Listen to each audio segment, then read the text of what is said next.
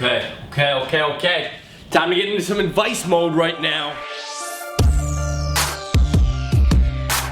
What's up, everybody? So today I figured, why not just go on Twitter, ask you guys what you guys need advice for. So that's what I'm gonna do today. See, it's a perfect day for this because it's raining out, it's a Saturday, there's like nothing to do. First up, talking to guys. Well, it's very similar to talking to girls, except you just need to use a little bit more sexual words. And then a guy's gonna be, what? Talking to a guy is very easy. It's a lot easier, I feel, to talk to a guy than it is to a girl. If you want to talk to a guy, try to do it when his friends aren't around. Guys are like chameleons. If we got our friends around, we're gonna act like however we do in that group.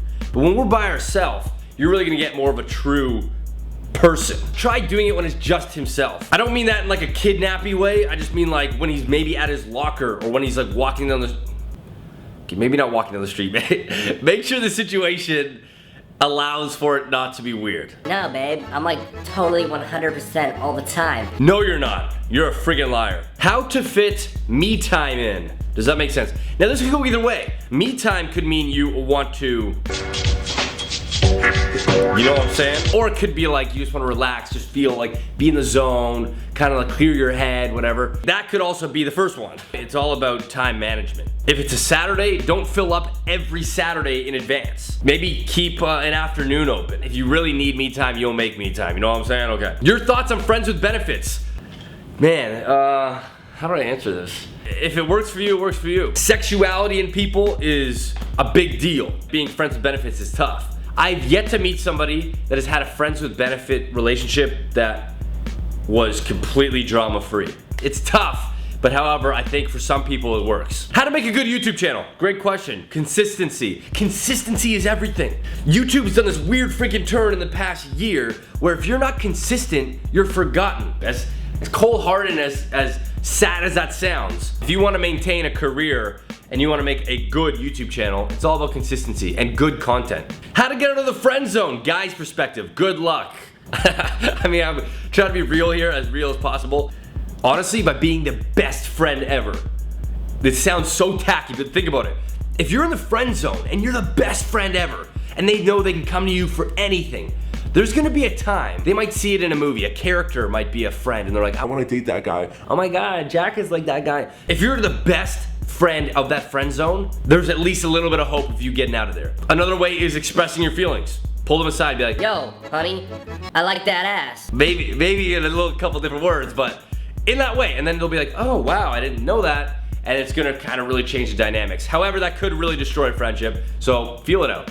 I do YouTube as well. Where do you get your ideas for your videos? I think it's extremely important to do what you love to do. Because when you do what you love to do, people will be like, that guy does what he loves to do. It really shows. Like any brainstorming session, it's always bad to have somebody in there that goes, that's not gonna work. No, what are you kidding me? That's so bad. What kind of idea is that? Those guys are like cancers for brainstorming. So don't have any of those guys in your head. Don't think anything's too weird.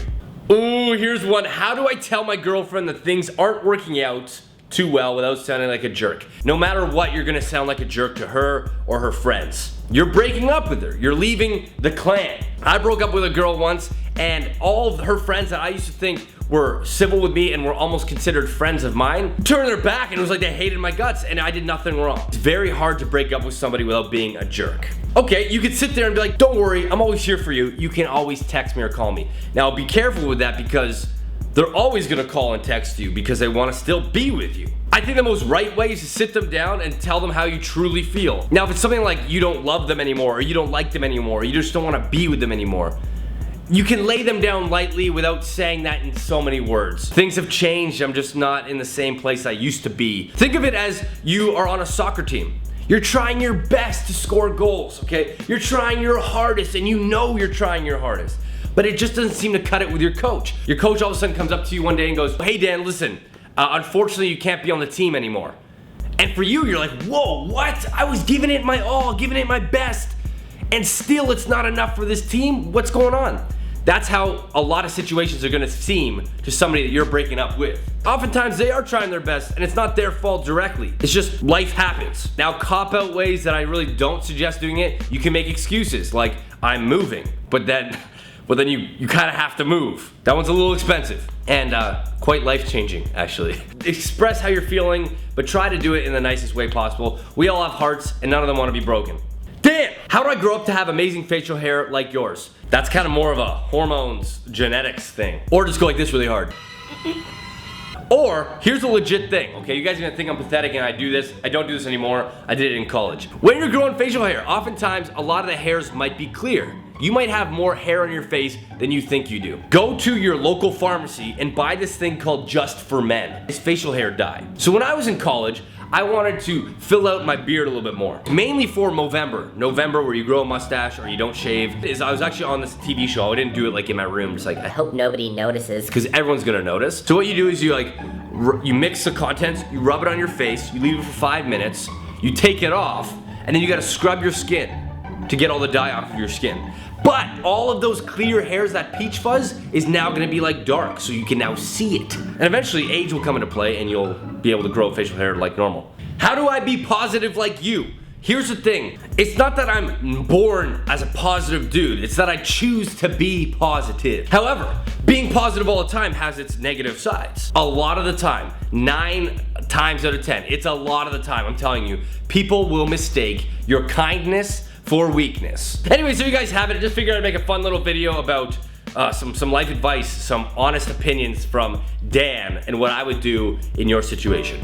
Thank you guys so much for watching. If you guys want some advice, send them to me on Twitter at MTheDanocracy, and maybe they'll be in my next video. Thanks so much for watching. I'll see you guys in my next video. See you guys later.